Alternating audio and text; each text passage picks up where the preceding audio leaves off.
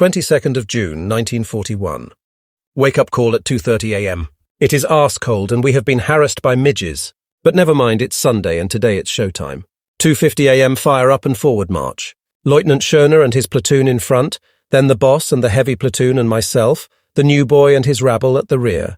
From the Jura forest we advance against the Sakhalin position and the line at Burbiskio to the bridgehead of Gore. As soon as we leave the forest, all hell breaks loose. I can't see anything at all, but I can hear some of our guys open up.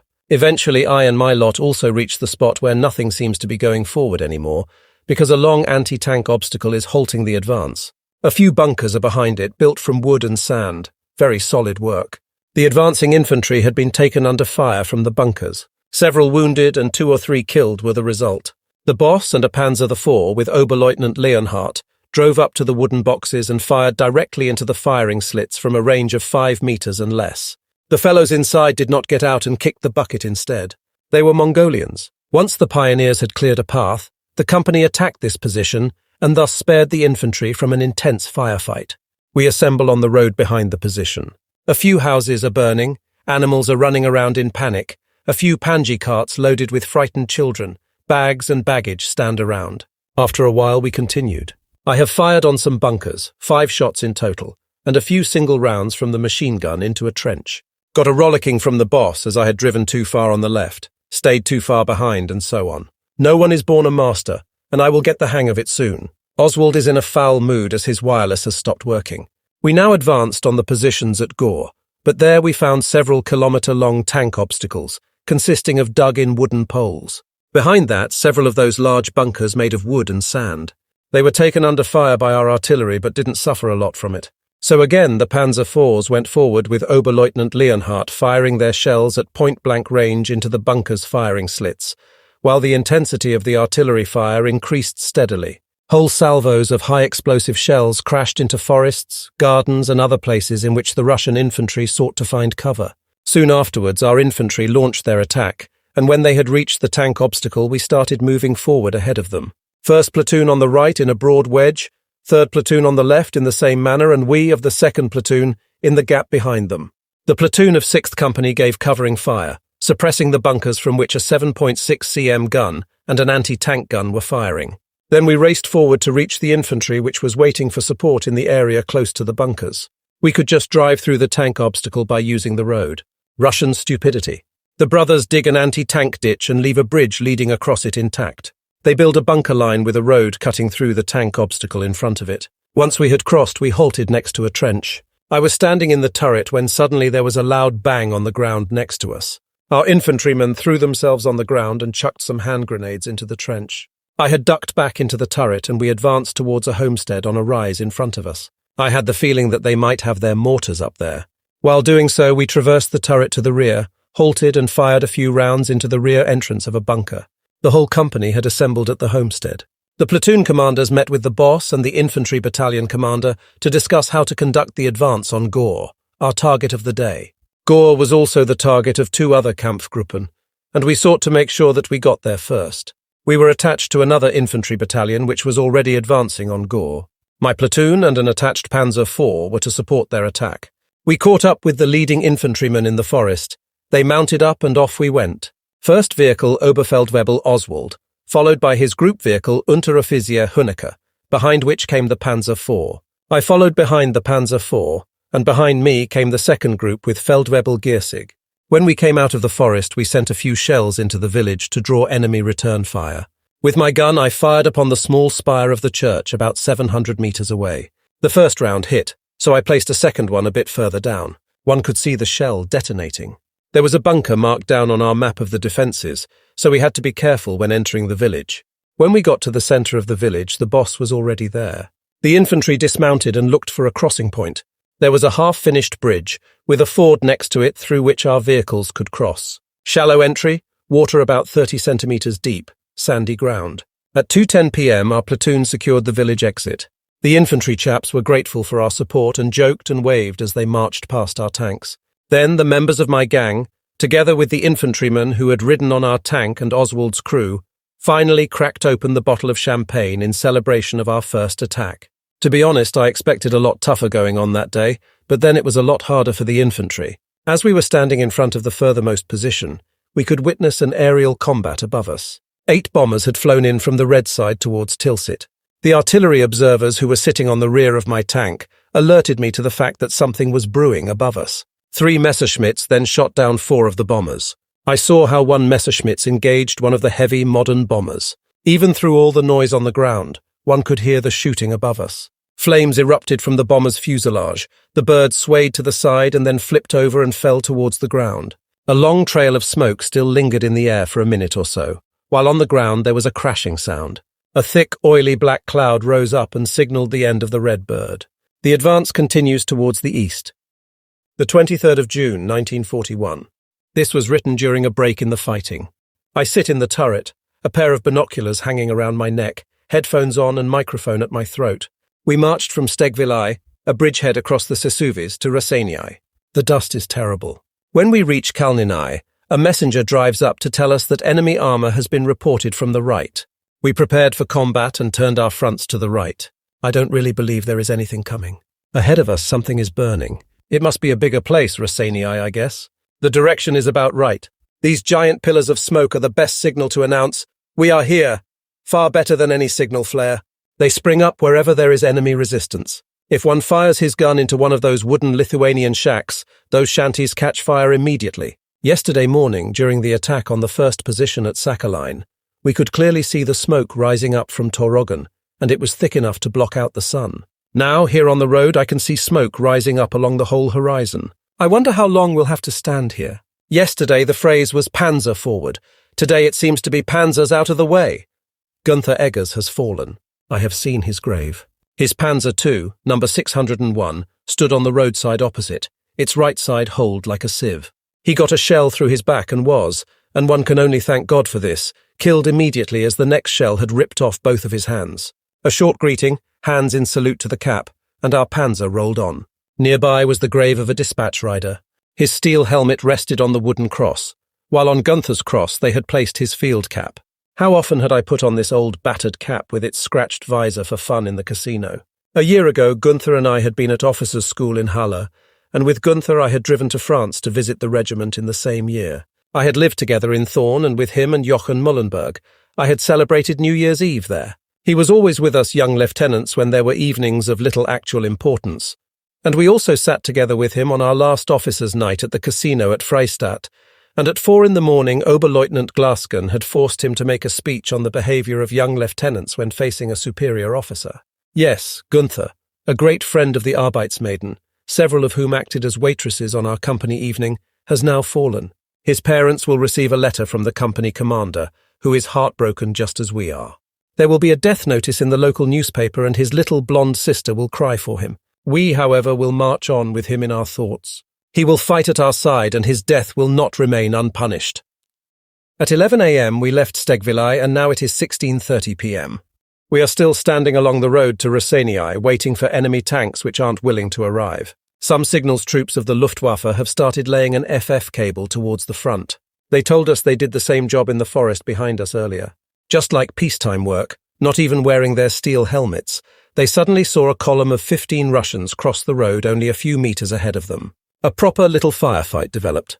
Casualties on either side. None. 2 of the signals chaps, young lieutenants, have only just left after climbing up on my tank and asking all kinds of questions. Their interest dropped significantly after I had shown them the cramped inside of our fighting compartment, upon which they expressed the view that they wouldn't like to do our job after all. Still no sign of any Russians, but several of our bombers just flew past over our heads. One can easily recognize them all since they started carrying yellow markings. The 24th of June, 1941. With our tanks, we are standing a few hundred meters in front of Raseiniai, waiting for our deployment. In the morning, Russian tanks broke through and they had reached the southern exit of the village behind which we are now standing. A short while ago, we were being shelled by Red artillery and had to fan out on the field to our right. The wind is carrying clouds of fine, white dust towards us, which is thrown up by the vehicles of the baggage train driving down the road. By now, we all look like flour millers, our black uniforms completely covered with dust. We wouldn't mind that, if we could only advance again. Our first Abteilung suffered casualties. The second company was entirely surprised by much stronger Russian forces. Lieutenant Bock, Lieutenant Karsten dead, Hauptmann Bergstoller badly wounded. The CO of 1st Company Oberleutnant Hoher was wounded and is expected to die. The furthermost line is supposed to be about 4 kilometers in front of the village of Rasenii. The infantrymen here are not from northern Germany. It will have to be seen how they perform. The infantry with which we drove into our first attack were really good and attacked like Blücher playing with tin soldiers. Heavy artillery is standing behind us and is sending one 15-centimeter shell after another towards the Russians. We can hear the heavy shells howling over our heads. Most of the Russians here are tough fighters, especially the Asians whom the Russians have thrown into the battle here.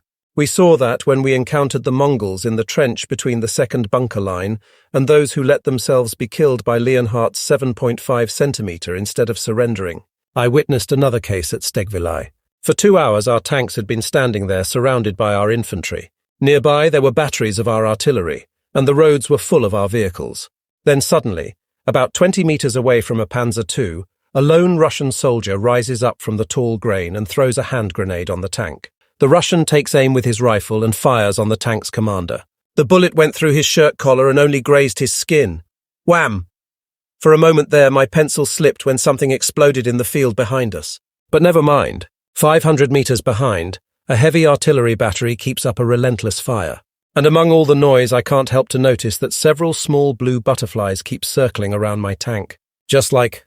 The diary suddenly trails off. In the original manuscript, there is an unbound page inserted here. It begins mid-sentence as so. Find a way to get to grips with these big lumps. During the night from 25 to the 26th of June, the Russian attempts to break through our positions on Hill 126. In the forest west of Bagno-Ilgosili, we tankers and the riflemen had him surrounded, and now he tried to escape towards the north. But he didn't manage to achieve this, and had to withdraw into the forest with heavy casualties. The many lorries they left behind on the roadside all went up in flames and thus, like torches, illuminated the path we would take during our counter-thrust, which my men would have to launch at dawn. A brief meeting of the leaders in front of the vanguard of riflemen, and then the attack is rolling. Across Zvegii, towards the village in front of it, through the forest behind it, towards Hill 141, where we are to link up with an element of 1st Panzer Division. The next page of the original manuscript is missing. It continues on a page later like this. The hull of the tank with the tracks is about 4 meters wide. Each track on its own is nearly 75 centimeters wide. The whole thing is camouflaged in green and up to the turret ring is over 2 meters high. At first sight it has quite a comical look about it, in stark contrast to all the thought which went into the design of our own tanks. All its armor is vertical, and the entire tank is so awkwardly set up that it looks like a huge box on caterpillars, a shithouse on tracks. But we have learned that these boxes need to be taken very seriously, as even 5 cm AT guns and 7.5 cm tank guns fail to have any effect on them. But one must just stay calm. In front of the forest, lots of hectic activity. 5 cm pack to the front. The commander of the lead tank climbs out of his vehicle and sprints towards the forest. At the same time, I see how his Panzer IV is carefully rolling backwards. What is going on there? There is no shooting to be heard, but the entire advance has halted? Via the radio, I ask the commander of the lead tank, who has just returned, what is going on. There is a huge tank standing in a clearing, is the reply. I tell him to take a fuel can to the enemy tank and to set it on fire, but he isn't keen to do that himself. I open the turret hatch and dismount, shove the pistol into one trouser. But while I am doing so, I don't realize that my head is right in front of the other hole. One of the riflemen on the ground shouts, "Careful! Watch out, Herr Leutnant!" And while I am turning around, there is an ear-deafening bank and a bullet whizzes past my ear. I am not hurt. What a tremendous amount of luck. I jump off the tank and ask a Feldwebel of the rifleman for a few cartridges for my pistol. While I am loading my magazine, I see Feldwebel Oswald running across the clearing towards the mammoth tank with a fuel can in his hand. I shout over to him, "That's how to do it!" And at the same moment he throws the opened can onto the tank's engine deck. The fuel runs into the grid protecting the air ventilation system, and everyone waits until enough of it has run into the tank.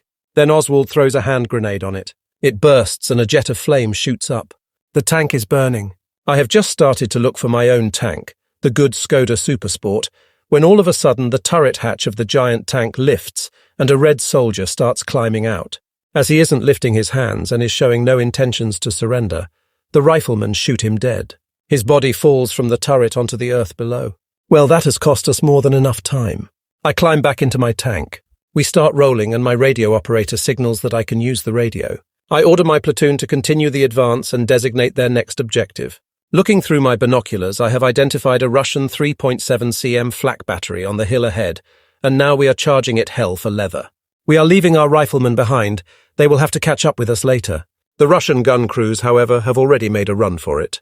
The foxholes around the flak guns are filled with equipment and weapons. There are still some Russians in a house to the right, but before we can even get there, some Kradschutzen come up and shoot 2 Reds with their pistols, and then throw hand grenades through the windows. Everyone who is not already dead is burning to death now, as the wooden house with its straw roof is catching fire immediately. Via the radio, I order my men not to fire on the flak guns. They are worth a lot of money. And then the advance continues on the right side of the road past Tartuza. But what is that? Driver, halt. Through the binoculars I can see a tank. Turret at 10 o'clock. 400 meters on the right of a cluster of houses. A Christie tank. Turning the turret, I shout, "Armor-piercing shell," and take aim through the optics. The loader shouts, "Ready!" and wham, the shell leaves the barrel. With the binoculars, I observe through the lowered turret hatch. Good, that one hit the turret. Another armor-piercing. "Ready?" Erdmann, my loader, replies, "Ready." That one hits the hull at the rear, right into the engine, and it starts burning. The advance continues. There is marshland on the right, so I warn the platoon via the radio. On the hill ahead, I can see vehicles of 1st Panzer Division. I fire a white signal flare. Our Skodas are easily mistaken for Russian armor. I fire a second white signal flare, and then we roll onto a hedgerow about 100 meters ahead. Theo Sander, my namesake, suddenly shouts, "There is another of those heavy Russians over there." And truly, just ahead there is a T-28, a giant tank with 3 turrets. It's easy to identify. Armor-piercing, ready, and wham, right into the turret. Another into the rear of the hull, and it starts smoking, and a third one for good measure. Faces blackened by powder fumes and uniforms coated with dust, we arrive on Hill 141. Lots of excitement and joy on both sides. The pincers have closed and the Russians are trapped. I report our positions to the commander of the tanks of the 1st Panzer Division, and then radio back to the company to make my report. There is time to survey the battlefield. On the right there is a Russian 15 cm artillery piece of the latest design, and there is also a flamethrower tank which is burning brightly. A few deep gulps from our canteens, the Lithuanian heat makes the tongue stick to the palate. It has really been worth it. In the evening the boss treats each tank crew to a bottle of champagne.